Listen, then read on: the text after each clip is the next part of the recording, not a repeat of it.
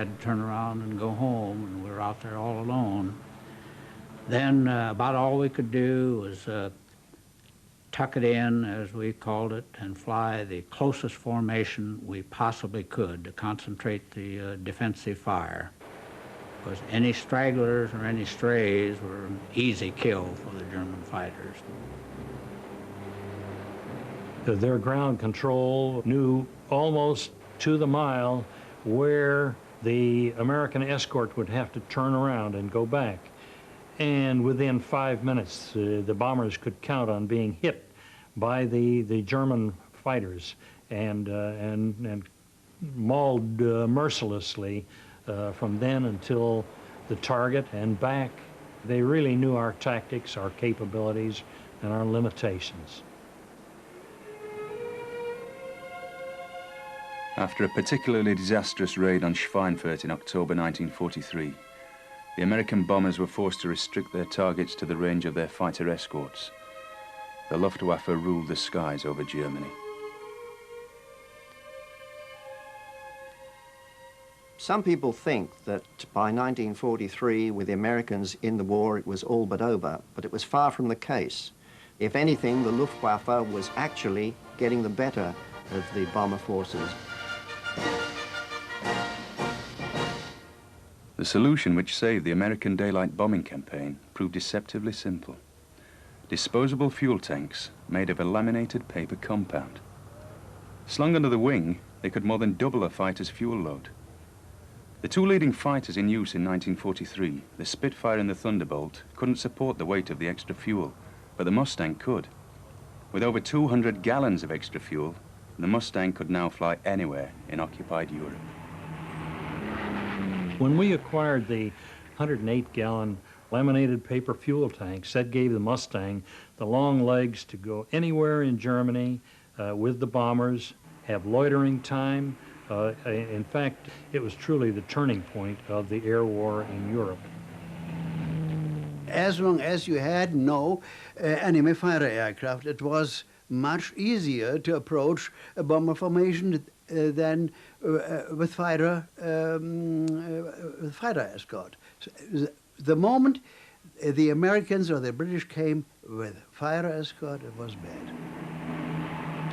The US Air Force at last had a fighter with the range, the altitude and the performance to protect its bombers. All they needed now was enough of the new Mustangs. What America was able to do better than any other single country was mass produce its products. We simply took the automobile industry and turned it into one large production engine for the war. The United States built just short of 300,000 airplanes in World War II. That's almost the same number as everybody else put together. It's a phenomenal amount. Equipped with a fighter which could protect the bombers and take on the Luftwaffe, it now fell to American pilots to prove the Mustang in combat. Men like fighter ace Don Blakeslee. Don Blakeslee was the single man responsible for standing up and saying, "Let me have this airplane." He was responsible for integrating the Mustang into the theater with the 354th Group. He helped them get ready for combat, and then he asked for the airplane as well. I felt it from the first time I saw the airplane, the first time I flew it, and the way it handled. And when I knew I could go any place, and I mean this sincerely, there wasn't a place that I couldn't go in the enemy territory. That was it. All of a sudden, he had an airplane, as he said, had 7-league boots. It could go to Berlin, and that's what he wanted to do. He wanted to get out there, way out there, and never, ever have to turn away from the bombers. He wanted to go all the way with them, so when the bombers turned around, he would turn around, but not until then. And this airplane did that for him. In 51, we were actually seeking the enemy because we knew that it proved it. Numbers didn't mean anything. Range didn't mean anything. Go get him. On the morning of March the 4th, 1944, Blakeslee got his wish. To go all the way with the bombers to Berlin, the heart of the Third Reich, a target never before attempted in daylight. So in this particular mission, we're going to Berlin, and everybody's making a big fuss about it, particularly the media. They, oh my God, here we go. The hard part of the thing was the weather wasn't particularly good. The journey to Berlin and back was 1,300 miles, a 7-hour flight. The weather was so bad that half of the force had to turn back. But Blakeslee pushed on, determined to tackle the Luftwaffe over the Nazi capital.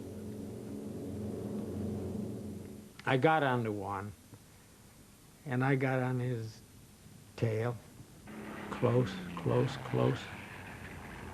I had him cold turkey. And the guns didn't fire.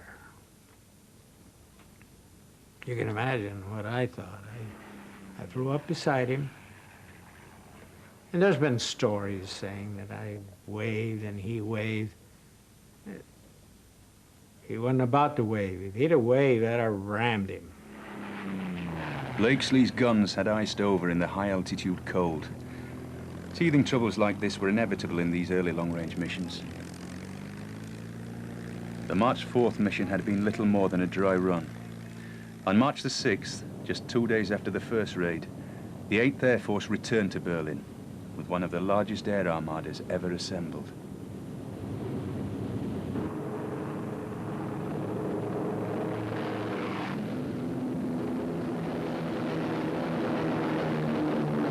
"800 bombers stretched over 30 miles of sky, and with them their Mustang escorts. The March 6 mission to Berlin was something of a turning point because it proved that the escort fighters could not only go all the way with the bombers, they could certainly do a good job in protecting them and destroying the enemy fighters. And they had to fight hard because the enemy, as it was his capital that was being attacked, put up his total air force, everything that he could muster.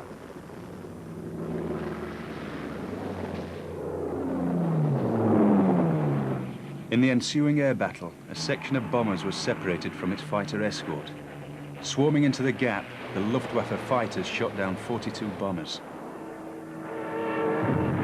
But where the Mustangs were present, it was the Luftwaffe that got shot out of the sky. 87 German planes were destroyed, 1/5 of the force that had attacked the bombers. Huge damage was inflicted on the German capital and the nation's morale. Hermann Goering, who led the German Luftwaffe, looked up on the 6th of March and saw red-nosed Mustangs, and they would have been Blakeleys, over Berlin, and said, the war is lost.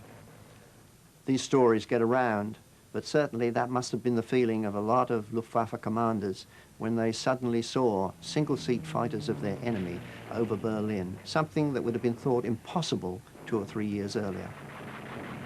The sky was full of enemies, and we had to fight them.